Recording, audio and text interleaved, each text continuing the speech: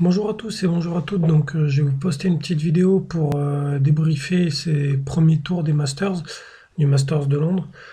Donc voilà, donc les 4 matchs se sont terminés en simple et aussi en double. Je vais surtout débriefer le simple puisque Bean n'a diffusé qu'un seul match de double, étant la paire française évidemment que j'ai regardé. Donc voilà, donc on va faire ça dans l'ordre tout simplement. Donc le Masters a commencé par le match entre Dominic Thiem et Novak Djokovic. Match assez bizarre. C'était super bien parti en termes de spectacle parce qu'on a eu un super premier set. Un super premier set que Thiem va gagner au tie-break. Où ça jouait vraiment très bien au tennis, il y avait une grosse intensité. Thiem faisait vraiment les bons choix, notamment tactiquement. C'était super intéressant de voir ce que faisait Thiem dans l'éventualité d'un Rafa Djoko. Parce que tout ce que fait Thiem pendant un set et qui lui permet de gagner, Rafa est capable de faire beaucoup mieux. Surtout si on prend en compte que fait Thiem côté revers à une main, c'est ce que fera Rafa sur son côté coup droit. Or, le coup droit de Rafa est quand même nettement plus performant que le revers de Thiem. Tactiquement, qu'est-ce qu'il fait Thiem? Déjà, dès qu'il est en défense, il fait exactement la même chose que Wawrinka a fait à chaque fois contre Djoko, c'est-à-dire qu'il remet très long plein centre. Dès qu'il est débordé, côté coup droit, côté revers, il tente contre, ou très rarement, sauf une fois de temps en temps quand il est vraiment trop débordé et où il tente le tout pour le tout, mais il remet toujours très long, plein centre. Première chose. Chose que Rafa a souvent fait, et quand il a réussi à le faire bien, il a toujours gagné. Il avait fait en finale de l'US Open 2013. Deuxième chose que Thiem a beaucoup fait et que faisait à une époque Dolgopolov, quand il posait aussi pas mal de problèmes à Novak Djokovic, c'est qu'il utilisait énormément le revers slicé. Il utilisait le revers coupé sur le coup droit de Djokovic. Djoko, c'est un joueur qui a beaucoup de mal à relever les balles côté coup droit, pas du tout côté revers. Si vous slicez côté revers de Djoko, c'est même pas la peine parce que côté revers, il fait ce qu'il veut. Mais côté coup droit, vous obtenez des balles courtes et c'est là que vous pouvez attaquer. Et l'autre chose que faisait très bien Thiem, c'est qu'il cassait les diagonales. Je vous en ai déjà parlé dans une vidéo précédente. Pour battre Djoko, il faut casser les diagonales. Et pendant 1h10, c'est ce qu'il a parfaitement fait, Thiem, et qu'il a beaucoup cassé les diagonales. Et on a vraiment attaqué Djoko sur son côté coup droit, pour ouvrir le jeu côté coup droit, et pouvoir ainsi, de cette manière, derrière, aller attaquer Djoko sur son revers, et avoir des points gratuits comme ça. Donc ça, il l'a parfaitement fait pendant un set, ça a duré 1h10. Il allait s'imposer au tie-break. 1h10 de jeu, c'était super bien parti, puis derrière, plus rien. Refus d'obstacle. Il prend 0 et 2 en moins d'une heure. Le premier set dure 1h07. Le deuxième et troisième set réunis durent même pas 1 heure. Avec un Djoko qui derrière fait pas spécialement un grand match. Fait pas spécialement un grand match. Voilà, il s'est pas passé grand chose après à part ça. À part le fait que Djoko a encore eu un geste d'humeur qui aurait pu lui coûter cher, dans le sens où il a jeté une balle très violemment dans le public, ce qui lui a valu un warning. Donc je reviendrai pas plus que ça là-dessus parce que Novak il est un peu coutumier du fait.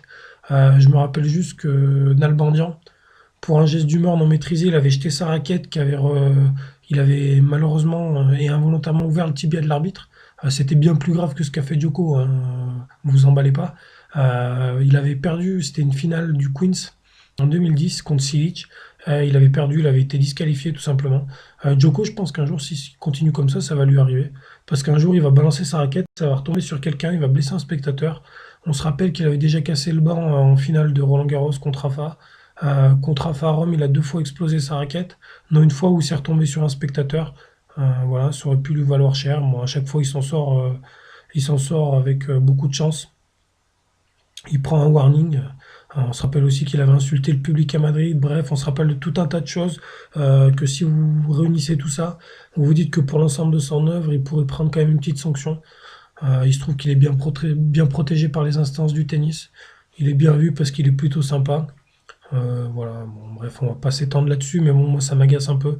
Je vous l'ai déjà dit, je trouve que Novak il donne pas une bonne image du tennis. D'ailleurs, c'est assez marrant parce que Rafa a fait une interview où il dit que dans son académie, euh, s'il a un joueur qui casse des raquettes à l'entraînement, il le renvoiera de son académie. Voilà. Il dit que ça n'arrivera qu'une fois, et que si ça se reproduit, le joueur quittera l'académie. Donc voilà, donc Rafa et Djoko, on sait qu'ils sont complètement différents en termes d'attitude, et ça se prouve encore une fois. L'autre chose qui était assez marrante, c'était de voir que Pepe Imaz était toujours présent. Euh, il était toujours présent. Moi, je me demande ce qu'ils font les journalistes, parce que leur travail, c'est de poser des questions. Mais c'est pas juste poser des questions. C'est-à-dire que les journalistes ont le droit de poser des questions qui soient pertinentes. Et j'aimerais qu'un journaliste pose la question à Novak, quel est l'intérêt de cette collaboration avec Pepe Imaz? Ça se trouve, Novak serait totalement ouvert au sujet et il nous donnerait des infos, ou alors il serait totalement réfractaire, ce qui nous montrerait qu'il y a une gêne. Mais au moins, ça nous donnerait une info. Il n'y a aucun journaliste qui a eu le courage de poser les questions. Voilà, c'est toujours des interviews. Sincèrement, les interviews des tennismen, à part celle de Jim Courier à l'Open d'Australie, elles sont toutes inutiles au possible. Voilà, les interviews d'après-match sont toutes inutiles au possible. Après, quand vous avez des reportages, etc., là, ça devient intéressant, mais les interviews d'après-match ne servent à rien. C'est très policé, ça n'a aucun intérêt. Donc voilà, donc là, on n'a pas plus d'infos. Moi, je suis curieux de voir ce que Novak dira à ce sujet-là. Donc voilà, Djoko s'impose donc 6-7, 6-0, 6-2 en à peine 2 heures de jeu. Un tout petit peu plus de 2 heures de jeu. Et derrière ce match-là, on a eu le Monfils Raonic. Voilà, j'avais dit que mon fils avait pas sa place au Masters. Ben voilà, je pense que ça se passe de commentaires. Voilà, j'avais raison. Voilà, que dire d'autre?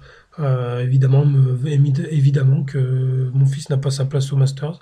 Si Rafael Roger n'avait pas été blessé, ils auraient été devant lui. Il se trouve qu'il est 6, il serait 8. Berdych et Ferrer font une saison catastrophique. Voilà, normalement, le niveau de mon fils, il est plutôt entre la 10e et la 20e place mondiale. Là, il se retrouve 6e. C'est un petit miracle, il prend une leçon de tennis.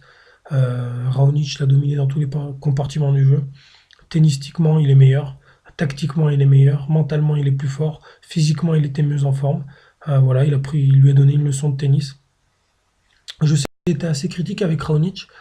Je ne veux pas retourner ma veste, loin de là. Mais je trouve qu'il est quand même dans une construction euh, de carrière qui est intéressante. Aujourd'hui, il a une arme naturelle qui est le service, sur laquelle repose 50% de son jeu. Clairement. Et ça, on le comprend, on ne va pas le critiquer là-dessus.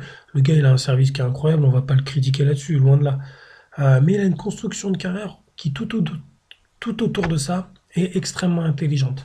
Je m'explique. Quand il est arrivé, qu'il a commencé à être connu sur le circuit il y a 3 4 ans, Raonic, il servait et il savait faire que ça. Il se déplaçait extrêmement mal. Il avait un bon revers, un croc droit catastrophique et il savait pas faire une volée. Aujourd'hui, il sert toujours aussi bien, il sert même beaucoup mieux qu'avant. Il fait moins d'ace, mais il a un service qui est beaucoup plus varié et qui est beaucoup plus intelligent. Beaucoup plus intelligent. Il utilise beaucoup plus son kick extérieur, un peu à la manière de John Isner, qui est très intelligent. Il a une très bonne volée. C'est pas le meilleur volleyeur du monde, mais pour un volleyeur non naturel, c'est une très bonne volée. Il a un coup droit qui est bien meilleur qu'avant, il a un revers qui est excellent, et physiquement, il a énormément progressé. Clairement, quand on parle de la next generation, moi je pense que il sera numéro 1 mondial, Raonic. Il gagnera des grands chelems, j'en suis convaincu. Euh, c'est pas le joueur le plus expressif sur le circuit, mais il est très intelligent, très posé. On le voit rarement s'énerver. Il a plutôt une belle attitude. Voilà, je pense que Carlos Moya est en train de faire un sacré boulot avec lui. Et voilà, donc je voulais quand même dire ça, parce que je sais que je le critique par rapport à son style de jeu, qui n'est pas le style de jeu que j'aime, mais qui est juste une question de goût. Ça, c'est les goûts et les couleurs, ça se discute pas. Moi, j'aime pas ce style de jeu, il y en a d'autres qui adorent, et je respecte ça à 100%, il n'y a aucun problème. Mais voilà, mais je trouve que c'est très intéressant ce qu'il est en train de faire, Milos. J'espère qu'il va sortir des poules, parce que finalement, je trouve qu'il est assez agressif. La surface a été largement accélérée par rapport à l'année dernière euh, à Londres. C'est la surface la plus rapide de l'histoire. Quand je dis de l'histoire, je parle de l'histoire de Londres. C'est-à-dire que depuis que le Masters est à Londres, c'est l'année où la surface est la plus rapide à Londres. Et il a un jeu qui est porté vers l'avant. Heureusement qu'il a été là parce que mon fils, il a été chaud à mourir. Et finalement, celui qui a le plus créé de tennis, ça a été Raonic. Donc victoire totalement méritée. Je ne reviendrai pas sur l'attitude de mon fils qui a cru qu'il était à l'IPTL. L'IPTL, c'est dans quelques semaines, Gaël, tu iras prendre ton chèque là-bas et tu feras le guignol là-bas. Mais là, c'est le Masters, alors respecte un peu le tennis et respecte les gens qui ont payé une blinde pour venir voir les matchs. Donc voilà, ça c'est juste le petit coup de gueule. Je l'avais dit, de toute façon, l'attitude de Gaël, c'est juste un showman. Et puis voilà, voilà, c'est pour ça qu'il a jamais gagné de Grand Chelem alors qu'il a des qualités naturelles qui font qu'il aurait dû gagner au moins Roland Garros. Voilà, physiquement il est monstrueux. Quand je vois, sincèrement, j'avais pas prévu de parler de ça, mais j'aime bien regarder des anciens matchs. C'est un truc que je fais assez souvent et je me suis amusé à regarder les derniers matchs, les deux confrontations entre Roger et Gaël à Roland Garros. Incroyable. Comment Gaël peut-il ne pas battre sur un format 5-7, sur une surface qui est extrêmement longue, alors que physiquement il est 1000 fois plus fort que Federer, comment peut-il ne pas battre Federer à Roland-Garros? Ben juste parce qu'il est bête. Tennistiquement, je parle évidemment tennistiquement, je ne me permettrai pas de juger son intelligence dans la vie, hein. Mais tennistiquement parlant, il a un QI tennis qui est zéro. Et voilà pourquoi il n'a jamais été en finale de Roland-Garros. Parce qu'en 2011, c'est 2011 où il joue en quart de finale, euh, il doit le battre. Il doit le battre. Dans tous les sets, il est là. Mais tactiquement, il est à côté de ses pompes. Federer sur terre battue, tous les joueurs qui battent Federer sur terre battue, ils font une seule chose, c'est qu'ils le pilonnent sur son revers. Eh ben non, mon fils, lui, il va jouer Federer sur terre battue, sur son coup droit, au lieu de mettre des grandes gifles bien liftées sur le revers, que Nadal, il a fait ça pendant 10 ans, et qu'il a jamais perdu un match quasiment sur terre battue, juste en faisant ça. Même quand il était pas bon, Rafa, comme c'était le cas en 2011. 2011, Rafa, il gagne Roland Garros en faisant un mauvais tournoi. Il gagne Roland Garros en faisant un mauvais tournoi. Il gagne la finale 7-5, 7-6, 6-7, 6-1. Parce qu'il a pilonné le revers de Federer et qu'au bout d'un moment, côté revers, Federer, il finit par exploser. Et mon fils, il peut largement le faire. Et franchement, il l'aurait emmené au moins en 5-7. Et ben non, il a pas été capable. Donc voilà, donc ça c'était petit aparté qui n'était pas du tout prévu. Mon fils m'agace. Voilà. Donc ça, c'était pour la première poule de Novak. Derrière, on avait une poule qui promettait le feu, etc. Qui est une poule sur le papier qui est super intéressante. Vous avez Murray, Silic, Wawrinka, Nishikori. Au final, on a eu deux non-matchs. Le premier, Wawrinka, Nishikori, je me suis endormi. C'est pas une blague, je me suis vraiment endormi au bout d'un set. J'étais un peu fatigué cet après-midi. Voilà, j'ai regardé le match je me suis endormi au milieu du deuxième. J'ai pas vu la fin du match. J'ai pas raté grand-chose. Wawrinka, il est passé à côté de son match. Je pense qu'il est blessé au genou. On a vu un strap. Il se déplaçait pas très bien. Je pense aussi qu'il est un peu cramé physiquement. Les vacances vont faire du bien. Donc je vais pas m'étendre sur ce match parce que pas intéressant et que j'ai pas beaucoup. J'ai vu à peine un set. Voilà, et après on avait pareil, un match qui promettait beaucoup sur le papier avec le Murray Silic. Et là, pareil, ça a couché un peu d'une souris avec Murray qui s'est baladé 6-3, 6-2. Silic, c'est un peu pareil. C'est un joueur que j'aime plutôt. Je suis pas fan, mais c'est pas un joueur que j'aime pas. Mais il a pas de plan B, donc ça fait partie de ces joueurs qui frappent. Ils frappent fort, ils frappent fort, ils frappent fort, qui viennent très peu au filet, et qui, bah, malheureusement, quand taper fort ça rentre pas, bah, ils ont aucune autre solution. Et quand ils tombent contre un défenseur comme Murray, qui aujourd'hui a pas fait grand-chose tennistiquement, à part slicer en revers et bien défendre, c'est à peu près tout ce qu'il a fait. Euh, et quand il est dans un mauvais jour, qui sont un peu moins bien à la balle, eh ben, il fait beaucoup de fautes directes, il enchaîne, et puis voilà. Et donc ça nous a donné un match assez rapide, assez à sens unique. Le premier set a duré 45 minutes, le deuxième a dû durer 35, 1h20, 1h25, quelque chose comme ça. Murray qui gagne son premier match, qui passe pas beaucoup de temps sur le terrain, et qui voilà, qui donc est bien dans la course pour se qualifier pour les demi-finales. Il a jamais gagné le Masters, Murray. Je pense que c'est l'année ou jamais pour lui, parce qu'il y a pas Roger, il n'y a pas Rafa évidemment. Il a jamais été en finale. Stanley Djoko est quand même prenable. Le voir perdre un set contre Tim, c'est quand même assez surprenant. Tim, c'est son premier Masters. Il a un revers à une main. Bon, il a tout ce qu'il faut pas avoir pour jouer Djoko. Parce que le revers à une main de Tim, je vous vois venir, hein. Vous allez me dire, oui, mais Wawrinka et Federer, ils battent Djoko, ils ont un revers à une main. Le revers de Djoko et le revers de Wawrinka et le revers de Federer, c'est quand même autre chose que le revers de Tim. Sincèrement, le revers de Tim, tout le monde le loue. Alors ouais, esthétiquement, il est beau, mais En termes d'efficacité, je le trouve pas si fou que ça, hein. Je préfère le revers de Gasquet, le revers de Robredo dans ce cas-là. Donc voilà, et malgré tout, il a réussi à prendre un set. Donc je pense que Murray, il a peut-être une chance cette année. J'ai peur que physiquement, ils soient un peu cramés, parce que là, au bout d'une heure 20, il a quand même l'air dans le dur. J'ai l'impression qu'il s'est fait mal à la cuisse en plus à un moment. Bon, après, avec Murray, on sait jamais trop, parce qu'il a tendance à pas mal en rajouter. Donc voilà, et je vais finir par un petit mot de Fed Cup. Je voulais pas annoncer en préambule, mais moi je me suis régalé dans la Fed Cup. Franchement, je suis pas un grand fan de sport féminin, je vous l'avoue, hein. Les deux seuls sports féminins que je vais regarder, ça va être l'athlétisme de manière générale et le tennis. Et là, j'ai regardé la Fed Cup et franchement, je me suis régalé. On a eu que des super matchs.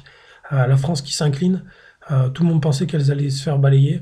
Au final, elles perdent sur le match décisif en double, un 7-5, 7-5 en plus de 2 heures de jeu, qui était hyper accroché, qui aurait pu tourner vraiment dans les deux sens. Et surtout, on a eu en termes de qualité de tennis, le niveau de jeu de la Fed Cup est largement supérieur au niveau de jeu du Masters. Je me permets de dire ça parce que je sais que je m'étais fait un peu chahuter par certains copains parce que j'ai dit que le Masters c'était le plus mauvais Masters de l'histoire du tennis.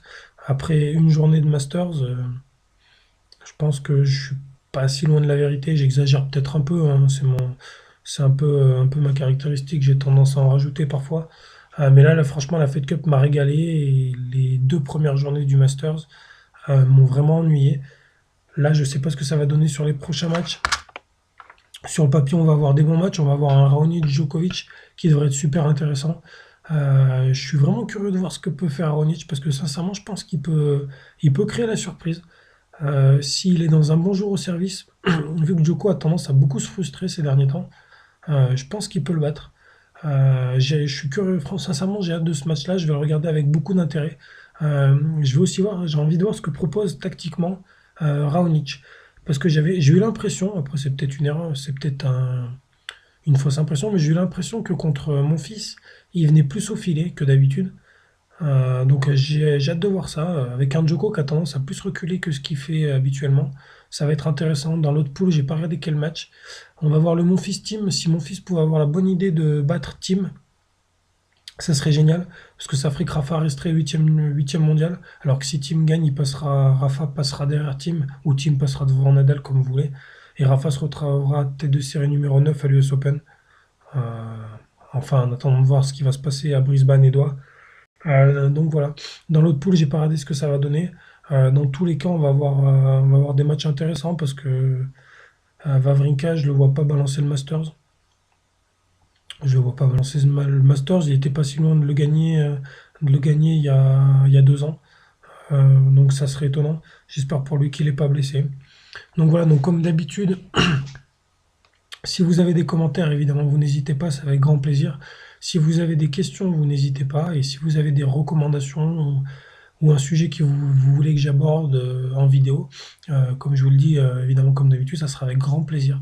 Donc voilà, donc n'hésitez pas à me laisser vos commentaires, que ce soit sur le blog ou sur Twitter. Et je vous dis à très vite. Bonne journée, bonne soirée, en fonction du moment où vous voyez la vidéo. Et à très vite sur le blog.